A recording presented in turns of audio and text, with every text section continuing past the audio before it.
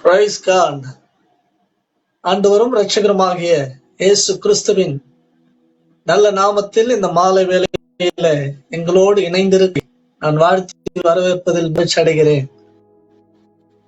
நாள் நேரலையில் எங்களோடு இணைந்து கொண்டிருக்கிற இணைய போகிற ஒவ்வொருவரையும் நான் வாழ்த்தி வரவேற்கிறேன்.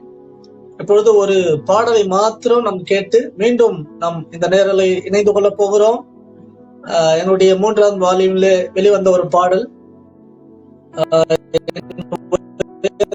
கண்மலை என்கிற ஒரு பாடலை நாம கேட்கிறோம். வர வேண்டியவர்கள் இணைந்து கொள்ள போகிறவர்கள் நம்மோடு சீக்கிரத்தில் இணைந்தார்கள். அதுல ஒரு பாடலை மாத்திரம் இப்பொழுது நாம் கேட்க போகிறோம். மீண்டும் நாம் நேரலையிலே இணைந்து கொள்ள போகிறோம். உன்னதங்களிலே உயர்வான இடங்களிலே நம்மை அமர பண்ணுகிறவர், எளியவனை சிறியவனை புழுதிலிருந்து குப்பையிலிருந்து உயர்த்துகிற கர்த்தர், அந்த ராஜாவை உயர்த்தி ஆராதிப்போம். ஹல்லேலூயா. Praise Jesus.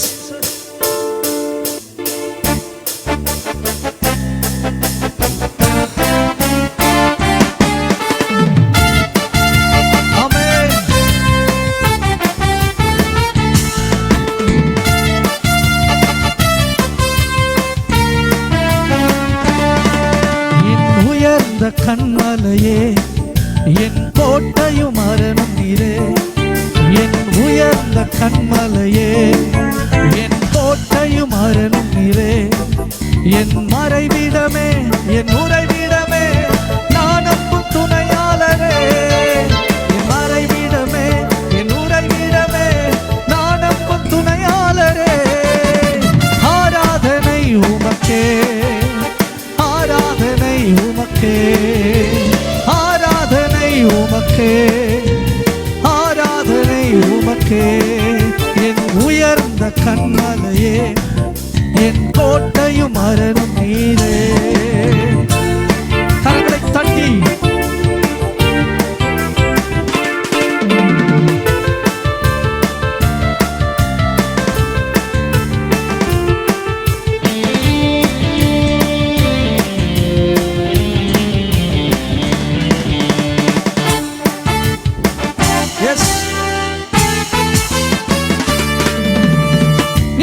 கண்மலையே தாகம் தீர்ப்பவரே, கண்மலை வெடிப்பினிலே பாதுகாப்பவரே, ஞான கண்மலையே தாகம் தீர்ப்பவரே, கண்மலை வெடிப்பினிலே பாதுகாப்பவரே. ஜீவ தண்ணீர் எனக்கு தண்ணீர், ஜீவ தண்ணீர் எனக்கு தண்ணீர் பெற்றரவாளன் நீரே, ஆவியானவரே பெற்றரவாளன் நீரே, ஆவியானவரே. ஆராதனை உமக்கே, ஆராதனை உமக்கே, ஆராதனை உமக்கே, ஆராதனை உமக்கே. என் உயர்ந்த கண்மலையே என் கோட்டையும் அரணும் நீரே. உன்னதரை உயர்த்துவோம். We praise you, Master. Thank you, Lord. Lift up your names.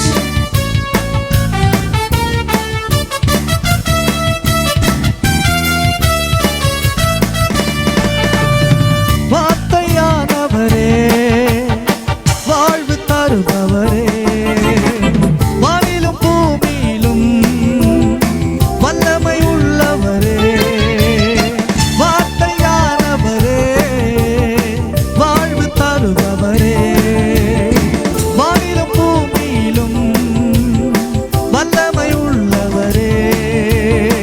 தேனிலும் மதுரம் உந்தன் வசனம், தேனிலும் மதுரம் உந்தன் வசனம் என்னை தேற்றிடுமே, அனலாய் மாற்றிடுமே, என்னை தேற்றிடுமே, அனலாய் மாற்றிடுமே. ஆராதனை உமக்கே, ஆராதனை உமக்கே, ஆராதனை உமக்கே, ஆராதனை உமக்கே. என் உயர்ந்த உயர்ந்த கண்மலையே, என் கோட்டையும் அரணும் நீரே. என் உயர்ந்த கண்மலையே, என் கோட்டையும் அரணும் நீரே. என் மறைவிடமே, என் உறைவிடமே, நான் நம்பும் துணையாளரே. என் மறைவிடமே, என் உறைவிடமே, நான் நம்பும் துணையாளரே. ஆராதனை உமக்கே, ஆராதனை உமக்கே, ஆராதனை உமக்கே, ஆராதனை உமக்கே, ஆராதனை உமக்கே, ஆராதனை உமக்கே, ஆராதனை உமக்கே,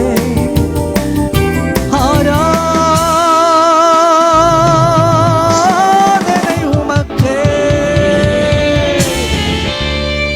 உயர்ந்த இடங்களில் நம்மை அமரப் பண்ணுகிற கர்த்தர் இன்றைக்கும் உயிருள்ளவராயிருக்கிறார். நம்மை நேசிக்கிறார், நம்மை நடத்துகிறார். நம்முடைய தேவைகளை எல்லாவற்றையும் கர்த்தர் சந்திக்கிற தேவனாயிருக்கிறார். ஹல்லேலூயா. கர்த்தர் விசேஷமாய் இவ்வளவு நேரம் கர்த்தருடைய பாடலை நம் பாடி ஆராதித்து மகிமைப்படுத்தினோம். ஒரு நல்ல விசேஷமா இந்த நேரலையில இணைய போகிறவர்களுக்காக இந்த ஒரு பாடலை நாங்கள் போட்டிருக்கிறோம். அதனால வரப்போகிற இந்த நேரலையில் இணைந்து கொள்ள போகிறவர்கள் மற்றவர்கள் இதை ஷேர் பண்ணுங்க. அநேகருக்கு இதை அறிமுகம் செய்யுங்கள். இன்றைக்கு நிச்சயமாக கர்த்தர் ஒரு பெரிய மாற்றத்தின் நடுவில் ஒரு பெரிய காரியத்தை நம்முடைய வாழ்க்கையில செய்ய போகிறார்.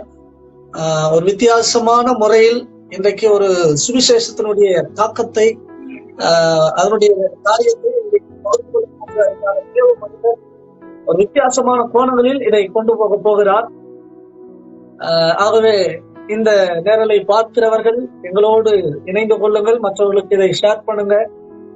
கர்த்தர் நிச்சயமாய் நம்முடைய ஆச்சரியங்களை காண செய்கிற தேவன் நம்மோடு இருக்கிறார். ஆமென். கடந்த 2 நாட்களும் சுவிசேஷமே என் சுமை என்கிற தலைப்பின் கீழாக அநேகருக்கு கர்த்தருடைய வார்த்தையை 2 தேவ மனிதர்கள் பகிர்ந்து கொண்டார்கள். இன்றைக்கும் இந்த 3ஆம் நாள் நம்மோடு இணைந்திருக்கிற அருமையான தேவ மனிதரை நான் உங்களுக்கு அறிமுகப்படுத்த விரும்புகிறேன்.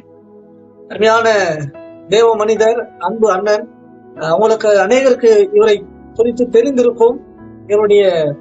இவர் இயற்றின படங்கள் அநேகருக்கு ஆசீர்வாதமாய் இருந்ததை எண்ணி நான் கர்த்தரை ஸ்தோத்திரம் பண்ணுகிறேன். விசேஷமாய் இந்த மாலை வேளையில் அருமையான ரமேஷ் அண்ணனை நான் உங்களுக்கு அறிமுகப்படுத்த விரும்புகிறேன். சத்தியத்தை தேடி, ஒளியை தேடி, சாவி, என் மகனே, அமாவாசை, இன்னும் பல படங்களை, அவர் சுவிசேஷ படங்களை இயற்றியவர். கர்த்தருக்காக ஒரு வைராக்கியமாக நின்று இன்றைக்கு இந்த சுவிசேஷ படங்களை ஏற்றுவது மாத்திரமல்ல, அநேக இடங்களிலே சுவிசேஷ கருத்தரங்குகள், போதர்களுக்கான கருத்தரங்குகள், ஊழியத்தை எப்படி நாம் சுவிசேஷத்தை மற்ற ஜனங்களுக்கு கொண்டு போக வேண்டும் என்கிற ஒரு நல்ல கருத்தரங்குகளை இவர் நடத்தி வருகிறார்கள். இவர் நான் இயேசுவுக்கு கடனாளி என்கிற ஒரு ஊழியத்தை இவர் செய்து வருகிறார்.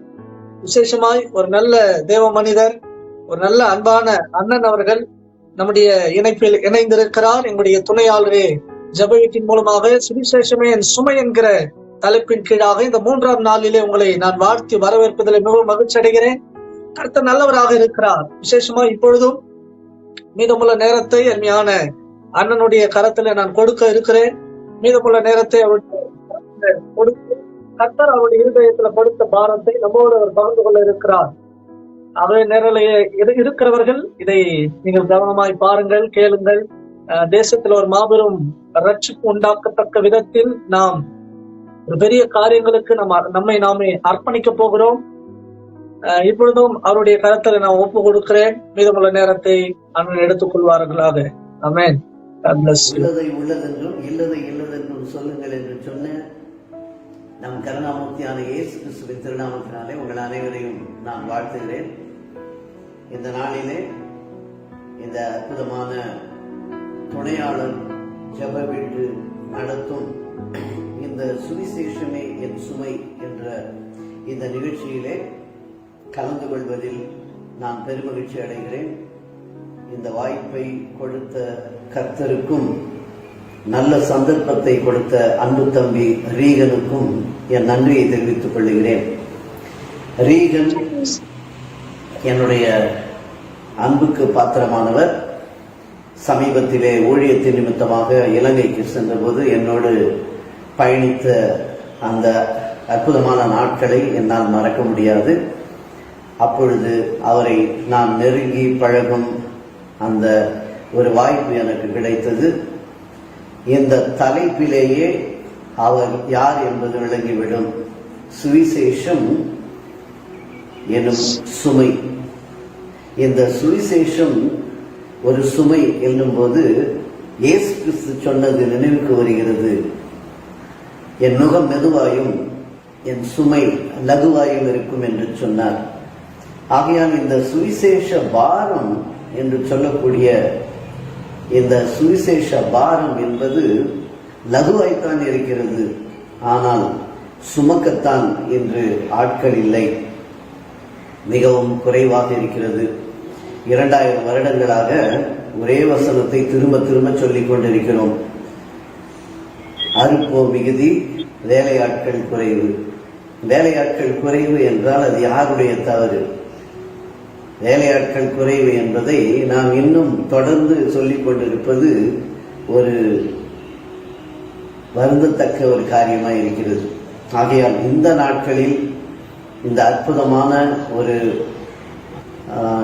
சந்தர்ப்பத்தை பயன்படுத்தி கொண்டு அநேகர் வீட்டிலே இருந்தபடி அநேகர் என்ன செய்வது என்று புரியாமல் இருக்கின்ற இந்த சூழலில் ஒவ்வொருவரும் கர்த்தருடைய சந்நிதிக்கு வரவும் அவருடைய ஜெப வீட்டிற்கு வரவும் அவர் என்ன சொல்லுகிறார் என்பதை குறித்து கேட்கவும் இந்த ஒரு நிகழ்ச்சியை அவர் நடத்துகிறார்.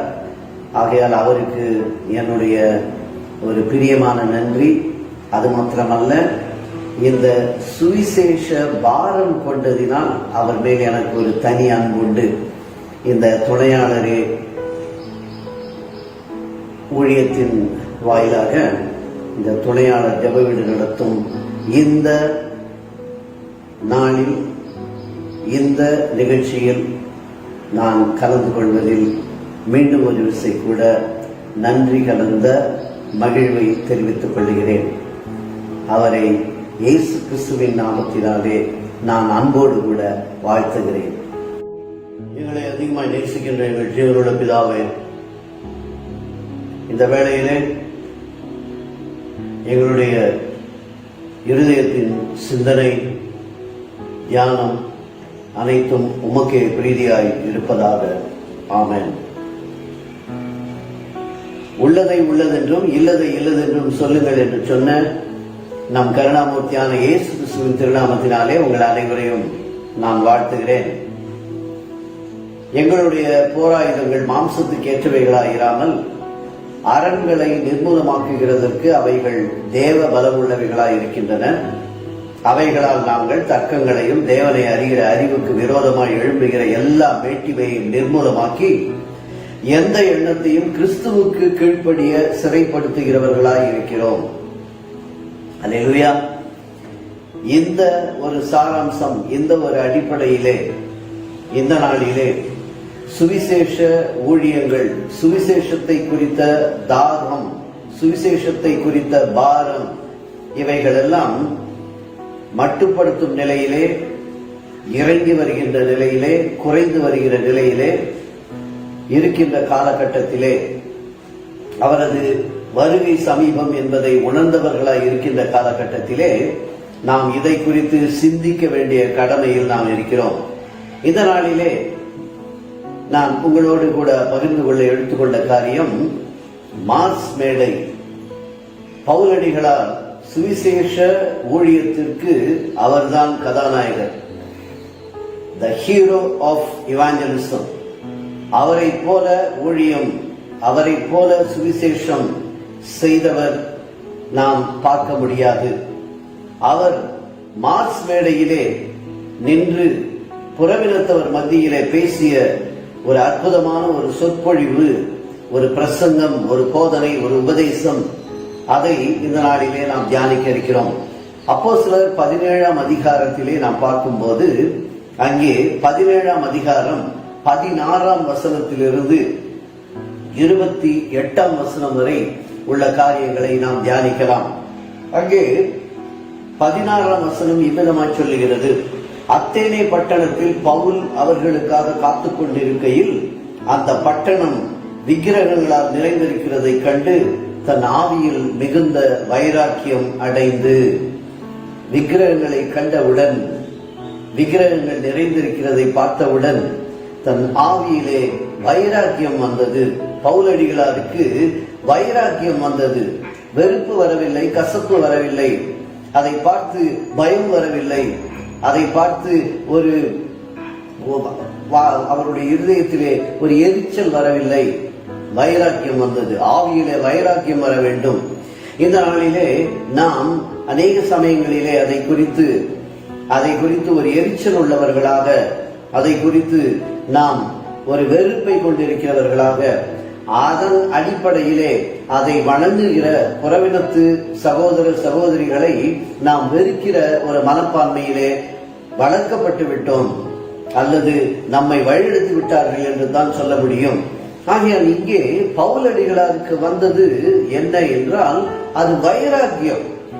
விக்கிரகங்களை பார்க்கும்போது நமக்கு வர வேண்டியது வைராக்கியம், ஆவியிலே வைராக்கியம் வர வேண்டும். இங்கே அவருக்கு ஆவியிலே வைராக்கியம் வந்தது என்றுதான் வேதம் சொல்லுகிறது. அவருடைய வார்த்தை எவ்வளவு தெளிவா இருக்கிறது. ஆவியிலே வைராக்கியம், அது மிகவும் முக்கியமாக இருக்கிறது. இந்த ஊழியத்தின் அடிப்படை என்ன என்று பார்க்கும்போது ரோமர் 1ஆம் அதிகாரம் 14, 15, 16 வசனங்களிலே நாம் பார்க்கலாம். அப்போஸ்தலர் ஊழியமாக ஆரம்பித்திருந்தாலும் இந்த பவுல் என்கிற அப்போஸ்தலர் அவருடைய ஊழியத்திற்கு அடிப்படையாய் எதை வைத்திருந்தார் என்று நாம் சிந்திக்க வேண்டும்.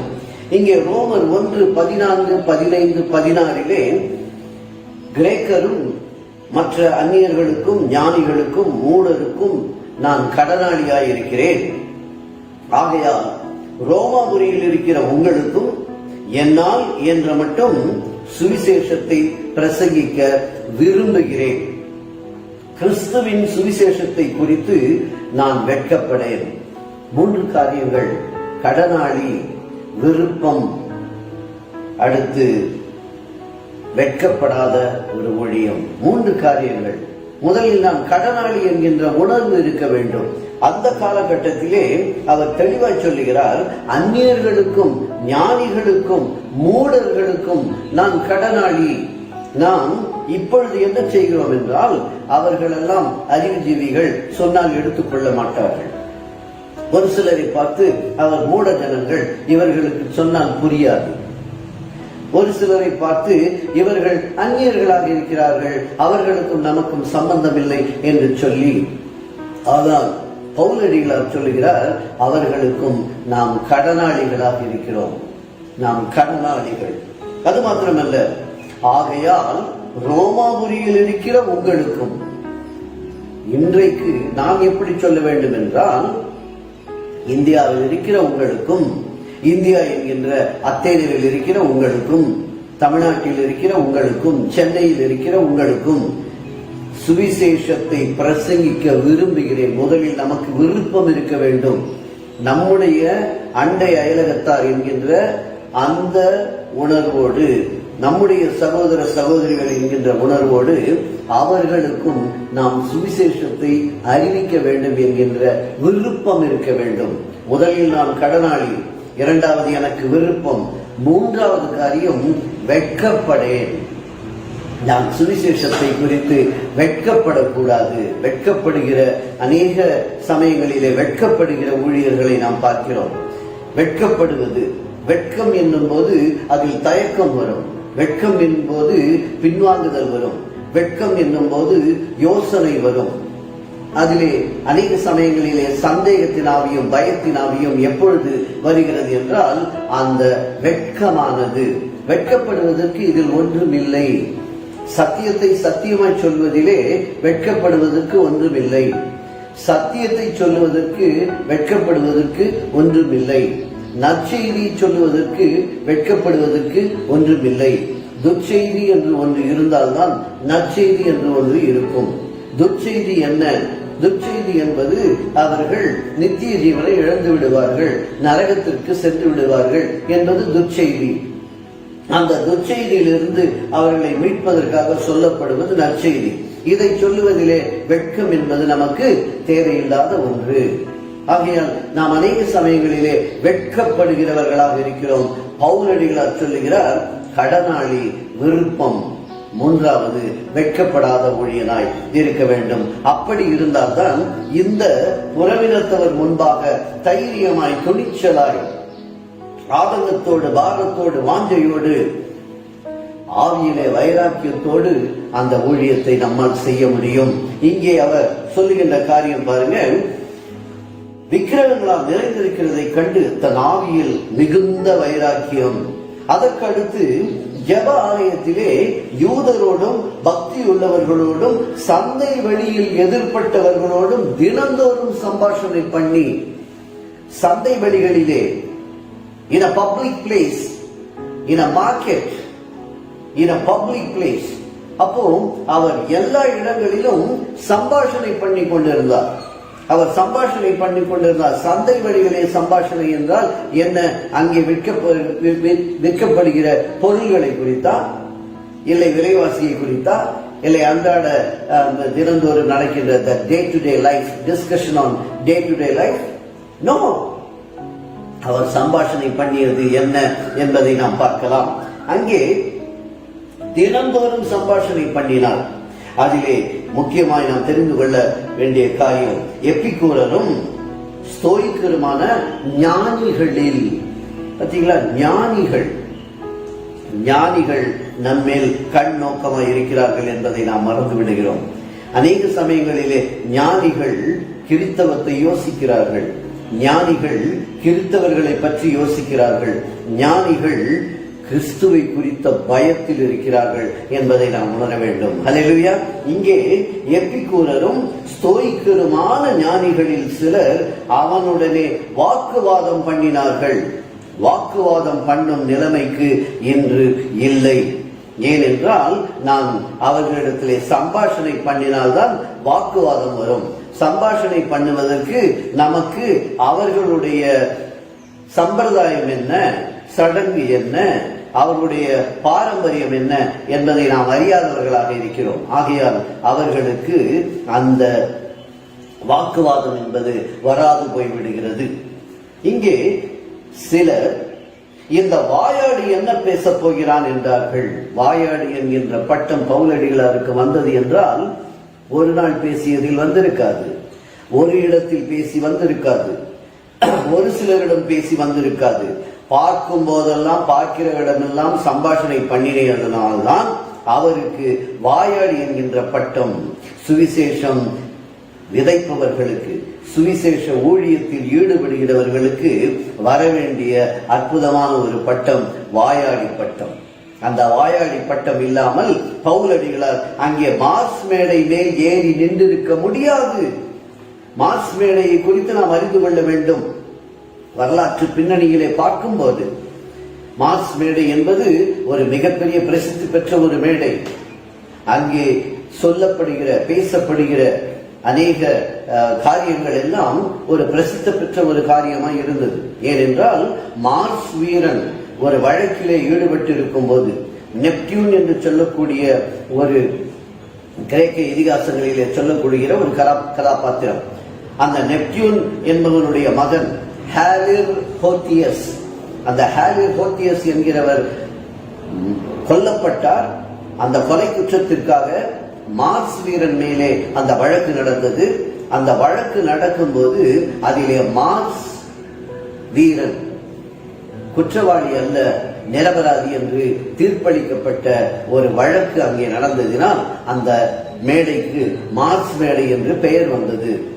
அப்படி அந்த சமயத்திலே கிரேக்கர்கள், ஞானிகள், அங்கே இருந்த எல்லோருமே இந்த மார்ஸ் மேடையில் நடக்கப்படுகிற எந்த வழக்காக இருந்தாலும் அந்த நீதி விசாரணை சிறப்பாக இருக்கும், அங்கே நீதி நியாய தீர்ப்பு நல்லதாக இருக்கும், நல்ல முடிவாக இருக்கும், அது உண்மையாக இருக்கும் என்று நம்பினார்கள். அப்படிப்பட்ட ஒரு இடத்திற்கு மாஸ் மேடைக்கு பவுலை இழுத்து சென்றார்கள் என்று நாம் அங்கே பார்க்கிறோம். மாஸ் மேடையிலே கொண்டு போய் நிறுத்துவது என்பது எவ்வளவு பெரிய ஒரு காரியம்! ஏனென்றால் இவன் அந்நிய தேவதைகளை அறிவிக்கிறவனாக காண்கிறது என்று சொல்லுகிற ஒரு பட்டம், ஒரு பெயர், அவர் மேலே ஒரு குற்றம் இவ்விதமாக வந்தது. வாயாடி என்கின்ற பட்டம். அந்த வாயாடி என்கின்ற பட்டம் எப்படி வந்தது என்றால், அவர் தினந்தோறும் சம்பாஷணை பண்ணினார். எதிர்பட்டவர்களிடமெல்லாம், அங்கே சந்தை வெளிகளில் எல்லாம் அவர் சம்பாஷணை பண்ணினார் என்றால் அதற்கு காரணம் அவருக்கு ஆவியிலே வைராக்கியம் இருந்தது. எதை குறித்து ஆவியிலே வைராக்கியம்? விக்கிரகங்களால் நிறைந்திருக்கிறதை பார்த்து. நம்முடைய தேசமும் ஒரு அத்தேனை போல விக்கிரகங்களால் நிறைந்திருக்கிறது. ஆனால் நமக்கு ஆவியிலே வைராக்கியம் இருக்கிறதா என்பது ஒரு கேள்விக்குறியாக இருக்கிறது. இங்கே அவரை அந்நிய தேவதைகளை அறிவிக்கிறவனாக காண்கிறது. நமக்கும் அதே பட்டம். முதலில் சொல்வது வெள்ளைக்கார கடவுள், இவர்கள் வெளிநாட்டு கடவுளை குறித்து பேசுகிறார்கள் என்கின்ற ஒரு பட்டத்தை நாம் பெற்றிருக்கிறோம். அந்நிய தேவதைகளை அறிவிக்கிறவர்களாக. வெள்ளைக்கார கடவுள் என்கின்ற பெயரை எப்படி நம் இயேசு கிறிஸ்துவுக்கு நாம் வாங்கி கொடுத்தோம்? எப்படி அவருக்கு அந்த பெயர் வந்தது? வெள்ளைக்கார கடவுளை போல அவர் உடை அணிந்தாரா? வெள்ளைக்கார கடவுளை போல அவர் தன்னுடைய தலைமுடி இருந்ததா? அல்லது வெள்ளைக்கார கடவுளை போல? இது கற்பனையாய் வரையப்பட்ட ஓவியமாக இருந்தாலும் யூத பாரம்பரியத்தின்படி அந்த 1ஆம் நூற்றாண்டில் இருந்த யூதர்கள் எவ்விதமாக இருந்தார்கள் என்கின்ற ஒரு ஆராய்ச்சியின் அடிப்படையில் தான் அந்த உருவம் வரையப்பட்டது. அதை வணங்குவதும் தவறு என்பது அது வேறு காரியம். ஆனால் வெளியே உள்ள புறவினத்தவருக்கு, இயேசுவை அறியாதவர்களுக்கு அந்த உருவத்தை பார்க்கும்போது அவர்களுக்கு இது வெளிநாட்டு கடவுள், வெள்ளைக்கார கடவுள், he is a European God என்கின்ற பெயர் எப்படி வந்தது? நிச்சயமாக அவருடைய நடைமுறை பாவனைகள், அவருடைய பேச்சு, அவர் ஆங்கிலம் பேசவில்லை, அவர் பேசியது அரமேயம். அவர் பிறந்தது பாலஸ்தீனம், அது ஆசிய நாடு. அவருடைய சீடர்கள் எல்லாம் ஆசியர்கள்.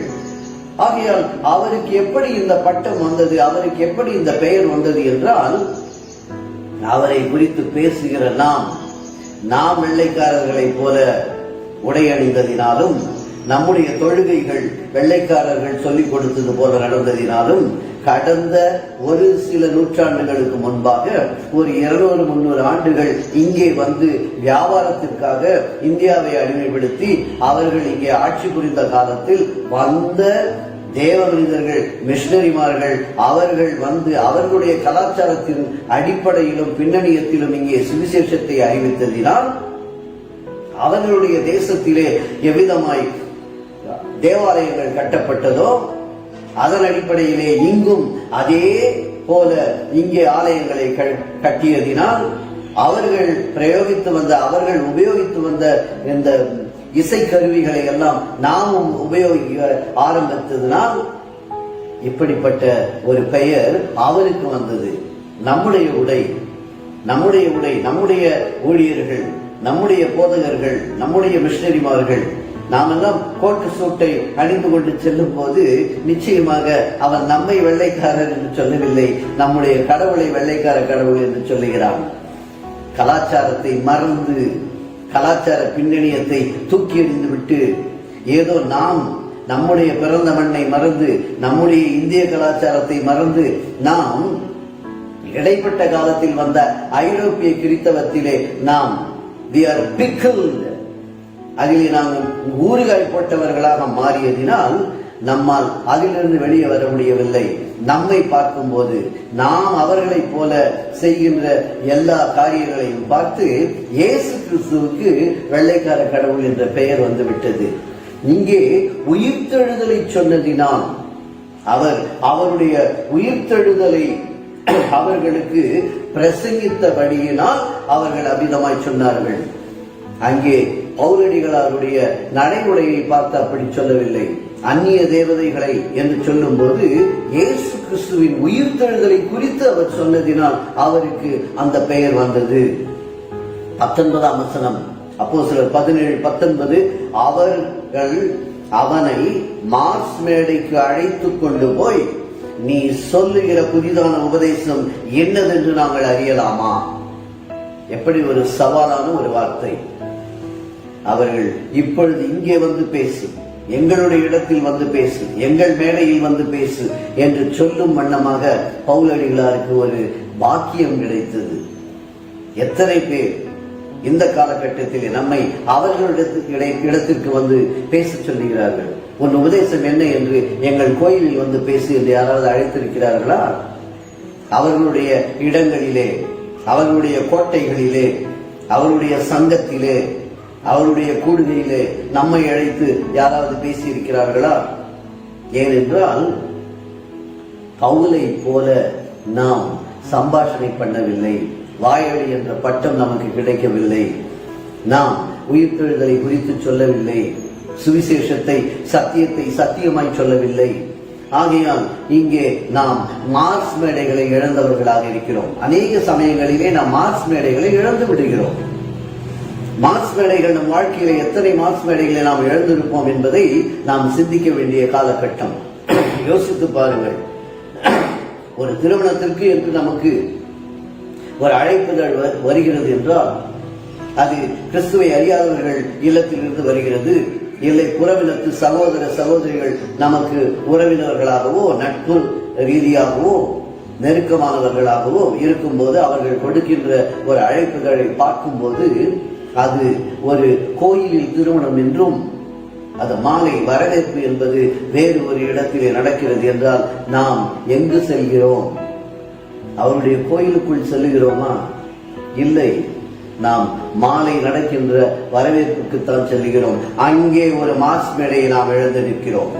ஹல்லேலூயா. நாம் அங்கே ஒரு மார்ஸ் மேடையை இழந்து விடுகிறோம். அநேக சமயங்களிலே அவர்களுடைய சடங்குகள், சம்பிரதாயங்கள், அவருடைய கலாச்சாரத்தின் பின்னணியாக நடக்கின்ற அநேகமான அவருடைய பண்டிகைகள், அவருடைய கூடுகைகள், அந்த இடங்களுக்கெல்லாம் நாம் செல்வதில்லை. அப்படி செல்லாத போது நாம் மார்ஸ் மேடைகளை இழந்து விடுகிறோம். எத்தனை இடங்கள் இது அவர்களுடைய ரிச்சுவல்ஸ் என்று சொல்லிவிடுகிறோம். இது அவர்களுடைய நம்பிக்கையின் அடிப்படையில் நடக்கின்ற ஒரு காரியம், இது அவருடைய மதத்தின் காரியம் என்றெல்லாம் சொல்லி நாம் பின்வாங்கி விடுகிறோம். அவர்கள் குடும்பத்திலே நடக்கின்ற எந்த விழாக்களாக இருந்தாலும் அந்த விழாவிலே அவர்களுடைய ஆன்மீகம் அங்கே வரும். நாம் நம்முடைய குடும்பத்திலே நடக்கின்ற எந்த காரியமாக இருந்தாலும் ஜபத்தை வைத்து நாம் ஆரம்பிப்பதில்லையா? ஜப கூட்டம் வைப்பதில்லையா? அதே போல அவர்கள் செய்கிறார்கள். ஆனால் நாம் அங்கே அதை அருவருப்பாய் பார்க்கிறோம், அதை எரிச்சலாய் பார்க்கிறோம். ஏனென்றால் நமக்குள் விக்கிரகத்தை குறித்த வைராக்கியம் இல்லை. ஆவியிலே வைராக்கியம் இருந்தால் நாம் அங்கே செல்லுவோம். அங்கே சென்றால் அவர்களுடைய ஆராதனைக்குரியவைகள் என்ன என்பதை நம்மால் அறிய முடியும். இங்கே அந்த வசனத்தை தான் நாம் அடுத்த காரியத்திலே பார்க்கிறோம். புதிதான உபதேசம் என்னதென்று நாங்கள் அறியலாமா என்று கேட்டார்கள். நூதனமான காரியங்களை எங்கள் காதுகள் கேட்க பண்ணுகிறாய். எத்தனை பேர் நம்மை பார்த்து நீங்கள் சொல்லுவது நூதனமாய் இருக்கிறது என்று சொல்லியிருக்கிறார்கள்? இல்லை, நூதனமான காரியமாய் நாம் அவர்களிடத்திலே உபதேசிப்பது இல்லை. நூதனமாய் சொல்ல வேண்டும். It's novel, it's new, it should be different. அப்பதான் அவங்களுக்கு வித்தியாசமான ஒரு காரியமாக இருக்கும்போது மார்ஸ் மேடைக்கு அவர்களாக அழைப்பார்கள். அந்த வாய்ப்பை நாம் பெற்றுக்கொள்வோம். இங்கே ஒரு காரியத்தை நாம் பார்க்க வேண்டும். எங்கள் காதுகள் கேட்க பண்ணுகிறாய். நூதனமான காரியங்களை எங்கள் காதுகள் கேட்க பண்ணுகிறாய். அவைகளின் கருத்து என்னதென்று அறிய மனதாய் இருக்கிறோம். அதை அறிய மனதாய் இருக்கிறோம்னா we are interested, we want to know it, we want to hear it. Whatever you say is totally new, let us know it. அதுதான் சொல்றாங்க. நாங்கள் அதை தெரிந்து கொள்ள நாங்கள் மனதாய் இருக்கிறோம். மனதார அதை நாங்கள் கேட்க ஆசைப்படுகிறோம் என்று சொல்வதை நாம் பார்க்கிறோம். அந்த அத்தேனை பட்டணத்தார் எல்லாரும், அங்கே தங்குகிற அந்நியரும் நவமான காரியங்களை சொல்லுகிறதிலும் கேட்கிறதிலுமே ஒழிய வேறொன்றிலும் பொழுது போக்குகிறது இல்லை. இன்றைக்கும் அப்படித்தான். இன்றைக்கும் நம்முடைய தேசத்திலும் அப்படித்தான்.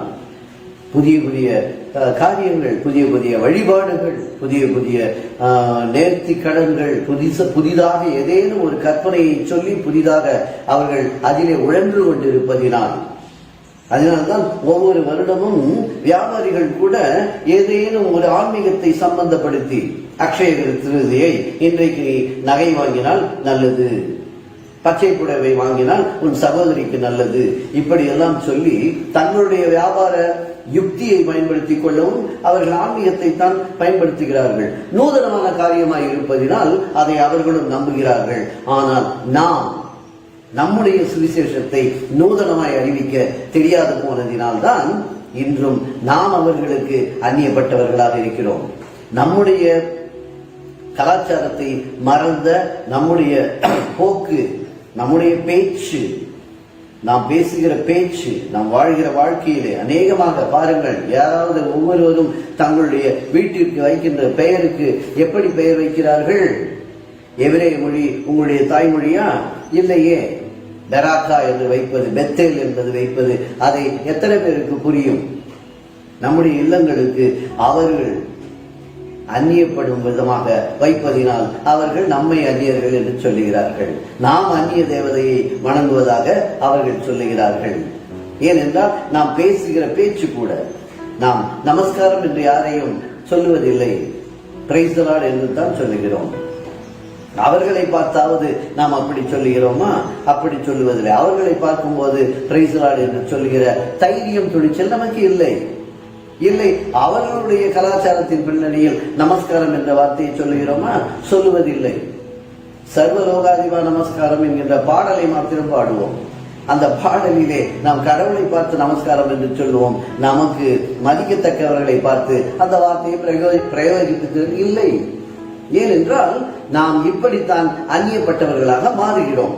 இங்கே அந்த அத்தேனே பட்டணத்து எல்லாரும், அங்கே தங்குகிற அந்நியரும் நவமான காரியங்களை, அப்போ 22ஆம் வசனம் மிக அற்புதமாய் சொல்லப்படுகிற காரியம். அப்பொழுது பவுல் மார்ஸ் மேடை நடுவில் நின்று, எங்கே 2 பேரோ 3 பேரோ என் நாமத்தினாலே கூடுகிறார்களோ அவர்கள் நடுவில் நிற்கிறேன் என்று சொன்ன கர்த்தர், நடுவில் நிற்கிறவர், எழுந்து நடுவே நில் என்று சொல்லுகிற கர்த்தர். ஆகையால் இங்கே நடுநாயகமாக பவுலடிகளார் அங்கே அவர்கள் நடுவில் நின்று அவர் சொல்லுகிற காரியம் பாருங்கள்.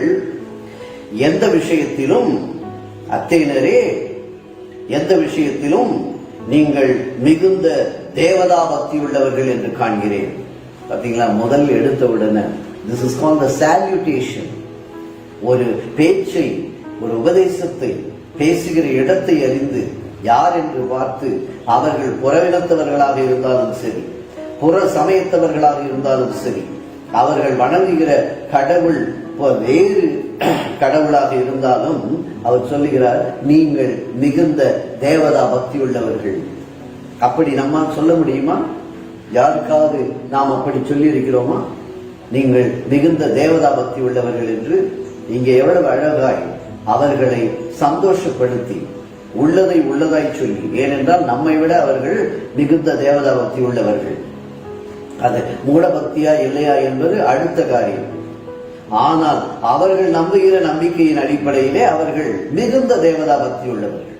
அதைத்தான் அங்கே எடுத்தவுடன் முதலிலேயே அவர்களை உயர்த்தி பேசி, அவர்களை உயர்வாய் பேசி, அவர்களை அவருடைய மனதை குளிர பண்ணி, ஆனால் சொல்ல போகிற விஷயம், சொல்ல போகிற காரியம் மிகவும் கொடிதான ஒரு காரியம். அங்கே அவர்களுடைய கோயிலை பற்றியே சொல்ல போகிறார். அந்த கோயிலிலே கடவுள் வாசம் செய்வதில்லை என்று சொல்ல போகிறார். அவர் மனிதனுடைய கைகளினால் பணிவிடைகளை ஏற்பது இல்லை என்பதை சொல்ல போகிறார். ஆனால் ஆரம்பம் எவ்வளவு அற்பமாய் இருந்தாலும் அது எவ்வளவு பிரசித்தி பெற்றதாக, அர்த்தமுள்ளதாக இருக்கிறது என்பதை நாம் அறிந்து கொள்ள வேண்டும். அங்கே அழகாய் நீங்கள் மிகுந்த தேவதாபக்தி உள்ளவர்கள் என்று சொன்ன போதே மார்ஸ் மேடையிலே கூடியிருந்த அனைவரும் எவ்விதமாய் உணர்ந்திருப்பார்கள். எத்தனை நாட்கள் நாம் நம்முடைய புறவினத்து சகோதர சகோதரிகளை பார்க்கும்போது அவர்களுடைய அந்த அலங்காரங்கள், அவருடைய பக்திக்குரிய காரியங்கள், அடையாளங்களை பார்க்கும்போது ஒரு நாமம் இட்டுக் கொண்டு வருவது, பட்டை போட்டுக் கொண்டு வருவது, கழுத்திலே பட்டை அணிந்து வருவது, அல்லது மிகப்பெரிய குங்குமத்தை வைத்துக் கொண்டு வருவது, இப்படி மஞ்சள் பூசி குங்குமத்தோடு வரும்போது நாம் திரும்பிக் கொள்ளுகிறோம்.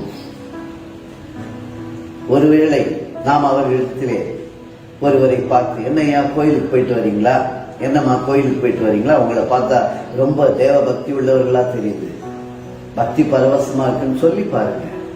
அந்த இடம் மாசு மேடையாக மாறும். அங்கே ஒரு வாய்ப்பு கிடைக்கும். சமயம் வாய்த்தாலும் வாய்க்காவிட்டாலும் என்று சொல்லி இருக்கிறார். வாய்த்தாலும் சரி, வாய்க்காவிட்டால் என்றால், வாய்த்தால் என்பது சமயம் வாய்க்கும் போது, வாய்க்காவிட்டால் என்றால் சமயத்தை உருவாக்கிக் கொள்ள என்ற அர்த்தம். எத்தனை சமயங்களிலே மாஸ் மேடைகளை நாம் இழந்து விடுகிறோம். அவர்களை பார்த்து நமக்கு எரிச்சல், எத்தனை எரிச்சல். அநேக சமயங்களிலே நாம் இவ்விதமாகத்தானே நம்முடைய பெயர்கள் எல்லாம் அந்நியப்பட்ட பெயர்களாக இருக்கிறது. கிறிஸ்தவ பெயர், இந்து பெயர் என்றெல்லாம் நாம் சொல்லிக் கொண்டிருக்கிறோம். மல்லிகா என்று அழைப்பது இந்து பெயர், அதை ஜாஸ்மின் என்று வைக்கும் போது அது கிறிஸ்தவ பெயராய் மாறிவிடுகிறது. இளவரசன் என்று வைக்கும் போது அது இந்து பெயர், அதையே பிரின்ஸ் என்று வைக்கும் போது அது கிறிஸ்தவ பெயராய் மாறிவிடுகிறது. இன்னும் நாமும் அப்படித்தான் இருக்கிறோம். நாம் மதத்தை விட்டு வெளியே வர வேண்டும். மதத்தை விட்டு வெளியே வராமல் நாம் ஆன்மீகத்தை அவர்களுக்கு சொல்ல முடியாது. ஆன்மீகம் என்பது அந்நியப்பட்ட வார்த்தையாய் தெரியும். அதற்கு மறுபெயர் ஆவிக்குரிய ஜீவியம். ஆகையால் அதை நாம் அவர்களுக்கு எடுத்து சொல்லுவதற்கு நாம் மத பின்னணியிலே செல்லும் போது அவர்களுக்கு புரியாது. ஆகையால் இங்கே அவர், அத்தேனரே நீங்கள் மிகுந்த தேவதா பக்தி உள்ளவர்கள் என்று சொல்லி, அடுத்து அவர் சொல்லுகிற காரியம் பாருங்க, நான் சுற்றி திரிந்து உங்கள் ஆராதனைக்குரியவைகளை கவனித்து பார்த்த பொழுது, அறியப்படாத தேவனுக்கு என்று எழுதியிருக்கிற ஒரு பலிபீடத்தை கண்டேன். நீங்கள் அறியாமல் ஆராதிக்கிற அவரையே உங்களுக்கு அறிவிக்க வந்தேன். எவ்வளவு அற்புதமான ஒரு வார்த்தை. உங்கள் ஆராதனைக்குரியவைகளை கவனித்து பார்த்த பொழுது என்றால், உங்கள் கோயில்களை நான் சுற்றி பார்த்தேன். நீங்கள் அந்நிய தேவர்களுக்கு பலியிடுவதை நான் கவனித்து பார்த்தேன். எத்தனை முறை நாம் இந்து கோயில்களுக்கு சென்றிருப்போம், எத்தனை முறை அவருடைய தொழுகை இடங்களுக்கு சென்றிருப்போம். செல்லவில்லை. ஏன் செல்லவில்லை? நமக்கு ஆவியிலே வைராக்கியம் இல்லை. அதை கவனித்து பார்த்தால்தான் அது என்ன என்று நாம் பேச முடியும். இங்கே அவர் அதை கவனித்து பார்த்து அதை தம்முடைய சுவிசேஷ கருவியாய் பயன்படுத்திக் கொள்வதை நாம் பார்க்கிறோம். நற்செய்தியின் ஆயுதமாய் அதை மாற்றிக்கொள்வதை நாம் பார்க்கிறோம். பவுலடிகளார் பொய் சொல்லவில்லை. அங்கே ஒரு அறியப்படாத தேவனுக்கு என்று ஒரு பலிபீடம் இருந்தது. அந்த பலிபீடம் எப்படி வந்தது என்றால், ஒரு வரலாற்று செய்தி உண்டு. அங்கே பெரிய ஒரு கொள்ளை நோயும் ஒரு பெரும் பஞ்சமும் வந்தபோது அவர்கள் அநேக தேவர்களுக்கு அவர்கள் பலி செலுத்தி பார்த்து பஞ்சமும் நிற்கவில்லை, கொள்ளை நோயும் நிற்கவில்லை. அப்பொழுது அவர்களுக்குள்ளாக இந்த ஞானிகள் எல்லாரும் ஒன்று கூடி பேசிக் கொண்டார்கள். அப்படி பேசும்போது, ஏதோ ஒரு கடவுள் இருக்கிறது, அந்த கடவுளின் பெயர் நமக்கு தெரியவில்லை, ஆகையால் அவருக்கு ஒரு பலிபீடத்தை உண்டாக்கி அந்த பலியை செலுத்தி பார்ப்போம், அப்பொழுதாவது நமக்கு இதிலிருந்து விடுதலை கிடைக்கிறதா என்று அவர்களாக யோசனை செய்த போது ஒருவர் சொன்னார், நாம் அப்படி விட்டுவிட வேண்டாம், பெயர் தெரியவில்லை என்றாலும் அறியப்படாத தேவன் என்று எழுதி வைத்து விடுவோம் என்று எழுதி வைத்தார்கள். பஞ்சமும் கொள்ளை நோயும் தீரும் என்றால் அதற்கு காரணம் ஒரே கடவுள், அவர் இயேசு கிறிஸ்து. ஒரே கடவுள், என்னுடைய கடவுள், அவரை இல்லாமல் அது நடவாது என்பதை நான் அறிந்திருக்கிறேன், நீங்களும் அறிந்து கொள்ளுங்கள். ஆகையால் நீங்கள் எழுதி வைத்த அறியப்படாத தேவன் என்று எழுதியிருக்கிறீர்களே, அவர் யார் என்று அறிவிக்க நான் வந்தேன் என்று சொல்லுகிறார். ஹல்லேலூயா! எப்படி அழகாக அதை பயன்படுத்தி, அறியப்படாத தேவன் என்று நீங்கள் நினைத்துக் கொண்டிருக்கிறீர்கள், அந்நிய தேவதை என்று நீங்கள் நினைத்துக் கொண்டிருக்கிறீர்கள், அவர் உயிருள்ள ஒரே கடவுள் என்பதை நான் உங்களுக்கு அறிவிக்கிறேன். நீங்கள் எழுதி வைத்ததுதான். அந்த இடத்தை உங்களுக்கு காண்பிக்கிறேன், அவர் யார் என்று யோசித்து பாருங்கள். நாம் அநேக சமயங்களிலே ஆலயங்களுக்கு சென்று பார்த்தால் தெரியும், அங்கே ஒரு பலிபீடம் இருக்கும். எந்த கோயில்களுக்கு சென்றாலும் பலிபீடம் இருக்கும். அந்த பலிபீடத்திற்கு அது ஒரு கோப்பையை கவிழ்த்து வைத்தது போல இருக்கும். அந்த உள்ளே நுழையும் போது பெரிய ஒரு வாசக்கதவு கோபுரத்தின் கீழ் அதற்கு பின்பு உள்ளே செல்லும் போது அங்கே ஒரு பலிபீடம், பலிபீடத்திற்கு பின்பு கொடிமரம், கொடிமரத்திற்கு தாண்டினால் அங்கே நந்தி, நந்திக்கு பின்பு பிரகாரம், பிரகாரத்திலே அவர்களுடைய கடவுள். இப்படித்தான் அவர்கள் வைத்திருப்பார்கள். ஆனால் அந்த பலிபீடத்திலே பலி செலுத்துகிறார்களா என்றால் இல்லை. ஏன் செலுத்துவதில்லை என்று அவர்களுக்கும் தெரியாது. பலி செலுத்தப்படுவது இல்லை, எந்த கோயில்களிலும் பலி செலுத்தப்படுவது இல்லை. ஏனென்றால் பலி நிறைவேறிவிட்டது என்பது அவர்களுக்கு தெரியாது. ஆகையால் தான் அவர்கள் இன்றும் அந்த பலிபீடத்திற்கு புதிய பெயராய் அன்னம் பாலிக்கும் இடம் என்று சொல்லுவார்கள்.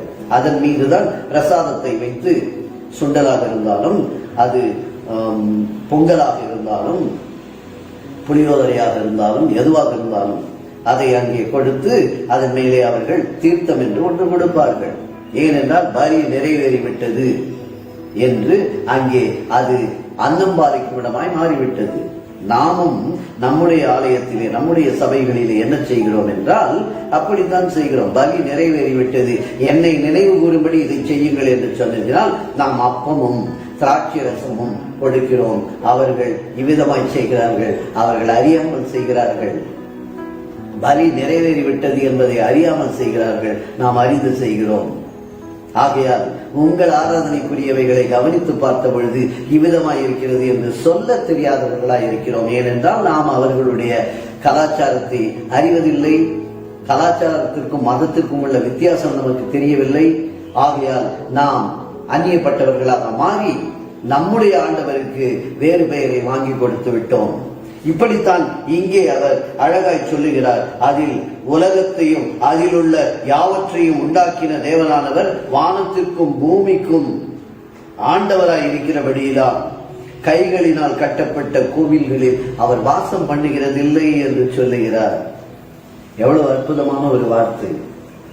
அப்படி அல்ல, நேர்த்தி கடன் என்று சொல்லுகிறீர்களே, நான் தான் கடவுளுக்கு உடையளிக்க வேண்டும், நான் தான் அவருக்கு உணவளிக்க வேண்டும், நான் தான் எல்லாம் செய்ய வேண்டும் என்று சொல்லுகிறீர்களே, நான் தான் அவரை குளிப்பாட்ட வேண்டும் என்றெல்லாம் சொல்லுகிறீர்களே, அவர் மனிதனின் கையினால் பணிவிடை பெற்றுக் கொள்ளுகிறவர், கடவுள் அல்ல என்ற ஒரு மிகப்பெரிய ஒரு வியாக்கியானத்தை அந்த புறவினத்தவர் மத்தியிலே வைக்கிறார். ஹல்லேலூயா! ஏனென்றால் புறவினத்தவர் மீது நமக்கு இருக்கின்ற கசப்பு, வெறுப்பு இவ்விதமாய் இருக்கிறது. நாம் ஒரு காரியத்தை அறிந்து கொள்ள வேண்டும், அவர்கள் யார் என்பதை அறிந்து கொள்ள வேண்டும். எபேசியர் 3:3 மிக தெளிவாய் சொல்லுகின்ற வசனம். அது என்னவெனில், புறவினத்தவர்கள் சுவிசேஷத்தினால் உடன் சுதந்திரருமாய், ஒரே சரீரத்திற்குள்ளானவர்களுமாய், கிறிஸ்துவுக்குள் அவர் பண்ணின வாக்கு தத்தத்துக்கு உடன் பங்காளிகளுமாய் இருக்கிறார்கள் என்ற இந்த ரகசியத்தை அவர் எனக்கு வெளிப்படுத்தி இருக்கிறார். நாம் அவர்களை புறவினத்தவர்கள், விக்கிரக ஆராதனைக்காரர்கள் என்று சொல்லிக் கொண்டிருக்கிறோம். அவர்கள் சுவிசேஷத்தினால் நமக்கு உடன் சுதந்திரர், நம்முடைய பங்காளி. பங்காளி என்றால் என்ன? இன்றைக்கும் நாம் நம்முடைய தேசத்திலே பார்க்கிறோம். ஒரு தாத்தா இறந்து விட்டார் என்றால் அந்த வீட்டு வாசலில் வந்து சேர்ந்து விடுவார்கள் பங்காளிகள். வெகு நாட்கள் பகையினால் பிரிந்த குடும்பங்கள் கூட இந்த தாத்தாவின் மரணத்திலே வந்து சேருவார்கள். எதற்காக? தாத்தாவின் சொத்திலே பங்கு இருக்கிறது, அந்த மரணத்திலே அவர்களுக்கும் பங்கு இருக்கிறது. இயேசு கிறிஸ்துவின் மரணத்திலே நம் பங்காளிகளுக்கும் பங்கு இருக்கிறது. அதை நாம் மறந்து போனவர்களாக இருக்கிறோம். அவர்கள் நம்முடைய உடன் பங்காளிகள் என்கின்ற எண்ணம் வரும்போது வெறுப்பு வராது, கசப்பு வராது. அப்பொழுது நாம் இவ்விதமாய் செயல்பட மாட்டோம். ஆவியிலே வைராக்கியம் வரும். பாஸ் மேடைகளை இழக்க மாட்டோம், வாய்ப்புகளை இழக்க மாட்டோம். அவர்களுக்கும் சுவிசேஷத்தை சொல்லுவோம். பயம் என்பது நமக்கு வரக்கூடாது. அப்போஸ்தலர் 28:28 இவ்விதமாய் சொல்லுகிறது. அதிலே மிக தெளிவாய் நாம் பார்க்கின்ற காரியம் பாருங்க. 28:28 தேவனுடைய ரட்சிப்பு புறஜாதியாருக்கு அனுப்பப்பட்டிருக்கிறது என்றும் அவர்கள் அதற்கு செவி கொடுப்பார்கள் என்றும் உங்களுக்கு தெரிந்திருக்க கடவுது. நாம் போகும்போதே சந்தேகத்தின் ஆவியோடு சென்றால் நிச்சயமாக அது சேராது. முதலில் உங்களுக்கு தெரிந்திருக்க கடவுது. அவர்கள் கேட்பார்கள், செவிசாய்ப்பார்கள் என்ற எண்ணத்தோடு கூட நாம் புறப்பட வேண்டும். அப்படி நாம் செல்வதில்லை. ஆகையால் இங்கே ஒரு காரியம், கடைசியாக நேரமில்லாதனால் நான் இதை குறைவாக மற்றொரு சமயத்திலே உங்களுக்கு தெளிவாக இன்னும் அதிகமாக என்னால் சொல்ல முடியும். இந்த 28ஆம் வசனத்திலே, ஏனெனில் 27, 28. கர்த்தராகிய தம்மை அவர்கள் தடவியாகிலும் கண்டுபிடிக்கத்தக்கதாக தம்மை தேடும்படிக்கு அப்படி செய்தார். அவர் நம்மில் ஒருவருக்கும் தூரமானவர் அல்ல. உங்களில் என்று சொல்லவில்லை, என்னில் என்று சொல்லவில்லை, எங்களுக்கு நம்மில் அவர் தூரமானவர் அல்ல என்று சொல்லி, ஏனெனில் அவருக்குள் நாம் பிழைக்கிறோம், அசைகிறோம், இருக்கிறோம். அப்படியே உங்கள் புறவர்களிலும் சிலர் அப்படி சொல்லி இருக்கிறார்களே. அவர் நாம் அவருடைய சந்ததியார் என்று உங்கள் புலவர்களிலும் சிலர் சொல்லி இருக்கிறார்களே. கிரேக்க புலவர்களின் பாடல்களை அறியாமல் இப்படி சொல்ல முடியாது. கிரேக்க புலவர்கள் எழுதிய இலக்கியங்கள், இந்திய இலக்கியங்களை நாம் அறியாமல் அவர்களிடத்திலே உங்கள் புலவர்களிலும் இப்படி சொல்லி இருக்கிறார்களே என்று சொல்ல முடியுமா? சொல்ல முடியாது. ஆகையால் தான் ஒரு காரியத்தை நாம் சொல்ல வேண்டும். அங்கே அவர் தெளிவாய் சொல்லுகிறார். சித்தர் பாடல்களிலே அநேக பாடல்கள் இயேசு கிறிஸ்துவை சொல்லுவதை நாம் பார்க்கிறோம். இயேசு மதவாதிகள் இறந்த பின் கடைசியில் பாசம் வைத்தொருமிக்க பலரையும் எழுப்பியே நேசமிகு பாவத்தை நிராகரித்து மோட்சத்தில் வாசமிக வைக்கவே சர்வேசர் வரலும் உண்மையோ. சிவவாக்கிய சித்தர் எழுதிய பாடல். இயேசு மதவாதிகள் என்றே பெயர். அந்த வார்த்தையை குறிப்பிட்டு எழுதுகிறார். இயேசு மதவாதிகள் இறந்த பின் கடைசியில் அவர்கள் மேல் பாசம் வைத்து ஒருமித்து பலரையும் எழுப்பிய உயிர்த்தெழச் செய்கிறார். அப்படி உயிர்த்தெழச் செய்து வாசமிக வைக்கவே, எங்க பாவத்தை நேசமிக பாவத்தை நிராகரித்து மோட்சத்தில், நம்மேல் வைத்த நேசத்தினால் நம் பாவத்தை கழுவி அதை நிராகரித்து மோட்சத்தில் வாசமிக வைக்கவே, பரலோகத்திலே நாம் வாசம் செய்வதற்காக சர்வேஸ்வரர் வரலும் உண்மையும், அந்த சர்வேஸ்வரனான சர்வ ஈஸ்வரனான அந்த கடவுள் மீண்டும் வருவது உண்மைதானோ என்று ஒரு சித்தர் பாடல். உங்கள் புலவர்களிலும் இப்படி சொல்லி இருக்கிறார்களே என்று சொல்லுவதற்கு நாம் வேதத்தை மாத்திரம் அறிந்து கொண்டால் பயனில்லை. நாம் அவைகளையும் கற்றுக்கொள்ள வேண்டும். அந்நியப்படாதபடிக்கு அவர்களுக்கு சத்தியத்தை அவர்கள் வழியிலே சொல்லும் போது யூதனுக்கு யூதனாய், கிரேக்கருக்கு கிரேக்கனாய் நாம் அவர்களுக்கு சத்தியத்தை கொண்டு செல்ல முடியும். ஆகையால் பிரியமானவர்களே, சுவிசேஷம் விதைப்பது என்மேல் விழுந்த கடமையா இருக்கிறது. கடமைக்கு செய்யாமல் அது கடமையா இருக்கிறது என்று செய்ய வேண்டும். கடமைக்கு செய்யும் போது நாம் வெறும் வேதத்தை மாத்திரம் படித்துக் கொண்டிருப்போம். இது நமக்கு புது சிருஷ்டியாய் மாறிய பின்பு நமக்கு கொடுக்கப்படுகிறது. ஆனால் புது சிருஷ்டியாய் மாற்றுவதற்கு அவர்களுடைய இலக்கியம் என்ன சொல்லுகிறது, அவர்களுடைய சடங்குகள் என்ன சொல்லுகிறது, அவர்களுடைய நம்பிக்கை என்ன சொல்லுகிறது என்பதையும் அறிந்து கொண்டு எது சத்தியமாய் இருக்கிறது என்பதை சொல்ல வேண்டும். ஒருவேளை இங்கே பின்னால் இருக்கின்ற இந்த படத்தை பார்த்துவிட்டு அல்லது என்னுடைய உபதேசத்தின் இந்த பிரசங்கத்தை பார்த்து இவர் இரண்டும் ஒன்று என்று சொல்லுகிறார்கள் என்று எண்ணிவிடாதீர்கள். இரண்டும் ஒன்றாக ஆக முடியாது. ஏசாயா தீர்க்கதரிசியிலே தெளிவாக நாம் 46:15 பார்க்கிறோம். அவர் யாருக்கு என்னை ஒப்புமையாக்குவீர்கள், யாருக்கு என்னை ஒப்பாக்குவீர்கள் என்று கர்த்தரே கேட்கின்ற கேள்வியை நாம் அறிந்திருக்கிறோம். யாரும் எதற்கும் ஒப்பாக முடியாது. ஆனால் சத்தியம் ஒளிந்து கிடக்கிறது. இந்திய இலக்கியங்களிலே சத்தியம் ஒளிந்து கிடக்கிறது. கிறிஸ்துவை பற்றிய உண்மைகள் ஒளிந்து கிடக்கிறது என்பதை நாம் அறிந்து கொள்ள வேண்டும். இந்த படத்தின் பக்கத்திலே ஒரு அம்புக்குறி இருக்கும். அதிலே நான் எழுதியிருப்பது என்ன என்றால், இதுவும் கற்பனை ஓவியம்தான், இதை வணங்குவதும் பாவம். வருகின்றவர்கள் பார்க்க வேண்டும். விக்கிரக ஆராதனைக்கு நான் உடன் இருக்க சொல்லவில்லை, அதை ஏற்றுக்கொள்ள சொல்லவில்லை, அதை அங்கீகரிக்க சொல்லவில்லை, அதற்கு நாம் அவர்களுக்கு தோதாய் பேச சொல்லவில்லை. யூதனுக்கு யூதனாய், கிரேக்கனுக்கு கிரேக்கனாய் சென்று அவர்களுக்கு அந்நியப்படாத வகையிலே நாம் அவர்களுக்கு சத்தியத்தை சொல்லி சத்தியத்தை புரிய வைக்க வேண்டும் என்பது மிக முக்கியமானது. கடைசியாக ஒரே ஒரு வசனத்தை நான் சொல்லி முடிக்கிறேன். நாம் எசேக்கியேல் தீர்க்கதரிசி எழுதின ஒரு 3ஆம் அதிகாரம் 18-19 வசனங்களிலே, சாகவே சாவா என்று நான் துன்மார்க்கனுக்கு சொல்லுகையில் நீ துன்மார்க்கனை தன் துன்மார்க்கமான வழியில் இராதபடிக்கு எச்சரிக்கும்படி அவனை உயிரோடே காக்கும்படியாகவும் அதை அவனுக்கு சொல்லாமலும் நீ அவனை எச்சரிக்காமலும் இருந்தால் அந்த துன்மார்க்கன் தன் துன்மார்க்கத்திலே சாவான், அவன் இரத்த பழியை உன் கையில் கேட்பேன். ஒரு துன்மார்க்கன் இறந்து போனால், நாம் அவனுக்கு சத்தியத்தை சொல்லாமல் போனால் அவனுடைய இரத்த பழி நம் கையில் கேட்கப்படும். நம்முடைய ஆத்மா தப்பு வைக்கப்படுகிறது என்று நாம் தவறாய் கணக்கிடுகிறோம். அடுத்த வசனம் இவ்விதமாய் சொல்லுகிறது, நீ துன்மார்க்கனை எச்சரித்தும் அவன் தன் துன்மார்க்கத்தையும் தன் ஆகாத வழியையும் விட்டு திரும்பாமல் போவானாகில் அவன் தன் துன்மார்க்கத்திலே சாவான், நீயோ வென்றால் ஆத்துமாவை தப்புவிப்பாய் என்று சொல்லப்படுகிறது. நம் ஆத்துமா தப்புவிக்கப்பட வேண்டும். நாம் சொல்ல வேண்டும். நாம் சொல்லி அவன் கேட்காமல் செத்து போனால் இரத்தப்பழி நமக்கு வராது. நாம் சொல்லி அவன் கேட்காமல் போனான், சொல்லாமல் போனால் அந்த இரத்தப்பழி நம் கையில் கேட்கப்படும். நம் ஆத்மா தப்புவிக்கப்படாது என்று வேதம் திட்டவட்டமாக சொல்லுகிறது. நம்முடைய சுவிசேஷம் நம்முடைய கடமை என்பதை உணர்ந்தவர்களாய் அதை மற்றவர்களுக்கு எடுத்துச் சொல்ல நாம் அவர்களோடு இணைந்து அந்நியப்படாதவர்களாய், அவர்கள் மேல் இருக்கின்ற வெறுப்பு கசப்பை நீக்கினவர்களாய், அவர்களும் நம் பங்காளிகள் என்ற உணர்வோடு கூட அவர்களுக்கு நட்பின் அடிப்படையில் நட்புறவிலே அவர்களுடைய இதிகாசங்கள் அவர்களுடைய இலக்கியங்கள் சொல்லுவதையும் அறிந்து கொண்டவர்களாய் சுவிசேஷத்தை விதைத்தால் இந்த இந்தியா என்கின்ற அத்தேனே நிச்சயமாய் கிறிஸ்துவின் நாடாக மாறும். கர்த்தர் தாமே இந்த வார்த்தைகளை ஆசீர்வதிப்பாராக. நன்றி. God bless you.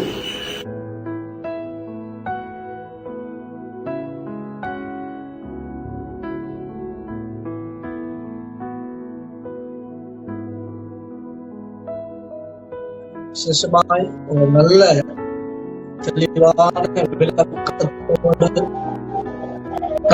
நம்ம மத்தியில அழகாய் விளக்கி அதனுடைய வார்த்தையை குறித்து அழகாய் நம்மோடு பகிர்ந்து கொண்ட ஞான அண்ணனுக்கு என்னுடைய நாளத்திலிருந்து நன்றி இருக்கிறேன்.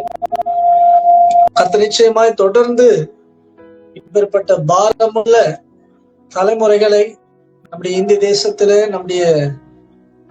நாம் வாழக்கூடிய இந்த தலைமுறையில எடுப்பட்டோம் என்று நான் அதிகமாய் கர்த்தருடைய சமூகத்துல ஜெபிக்க கடமைப்பட்டிருக்கிறேன். தொடர்ந்து நாளைக்கும் ஒரு நல்ல தேவ மனிதர் நம்மோடு நேரலையில இணைந்து கொள்ள போகிறார். நிச்சயம் இந்த வார்த்தை அநேகருக்கு ஆசீர்வாதம் நம்புகிறேன். தொடர்ந்து நாம் கர்த்தருடைய பணிகளை செய்வோம். வரப்போகிற ராஜாவை சந்திக்க ஒரு கூட்டத்தை ஆதாயப்படுத்துவோம். பரலோகத்திற்கு நேராய் அவர்களை கொண்டு சேர்ப்போம். தினந்தோறும் அறுவடைக்கு ஜனங்களை ஆதாயப்படுத்துவோம்.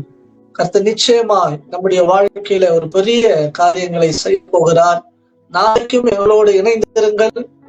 நாளைக்கு ஒரு தேவ மனிதர் இணைப்பில் இருக்க தொடர்ந்து கர்த்தருடைய மாபெரும் அறிவை நாம் காண போகிறோம். இருந்த நிலையில இந்த நேரலையை நாம் முடிக்க இருக்கிறேன். கண்களை மூடி நாம் பரலோக தகப்பனே, இந்த ஆசீர்வதிக்கப்பட்ட மாதத்துக்காக நாங்களுமே துதிக்கிறோம்.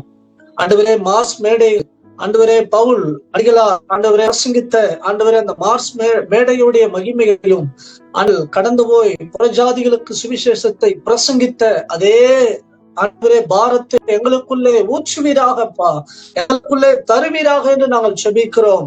ஆண்டவரே, ஒரு அப்போஸ்தலனாகிய பவுலை போல நாங்கள் எழும்ப ஆண்டவரே ஒவ்வொரு இதை நாங்கள் அதிகமாய் ஆண்டவரே இதை கடைபிடிக்க கடைசி நாட்களில் நாங்கள் செயலாற்ற நாங்கள் மாத்திரம் பரலோகத்துக்கு போனால் போதாது.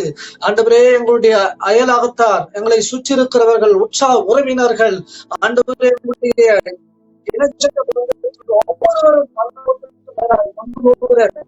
நல்ல ஆண்டவரே பணிகளை காரியங்களை நாங்கள் அர்ப்பணிக்கிறோம். பிரசனத்தில் எங்களை தருகிறோம். பிரசனம் எங்களை அதிகமாய் தாங்கட்டும். தொடர்ந்து நாமத்தை மகிமைப்படுத்துகிறோம். எல்லா துதி கன மகிமை ஒருவரை செலுத்துகிறோம். மாறாத இயேசுவின் நாமத்தில் ஜெபிக்கிறோம் நல்ல பிதாவே. ஆமென். கர்த்தர் நிறைவாய் உங்களை ஆசீர்வதி. நாமும் எங்களோடு இணைந்திருங்கள். சரியாய் மாலை 6-7 மணி வரைக்கும் நாளைக்கு ஒரு தேவ மனிதர் நம்மோடு நேரலையில இணைய போகிறார். கர்த்தர் அவருக்கு கொடுத்த நம்மோடு பகிர்ந்து கொள்ள போகிறார். இணைப்பில் இருங்கள். கர்த்தர் உங்களை ஆசீர்வதிப்பாராக. God bless you. Amen.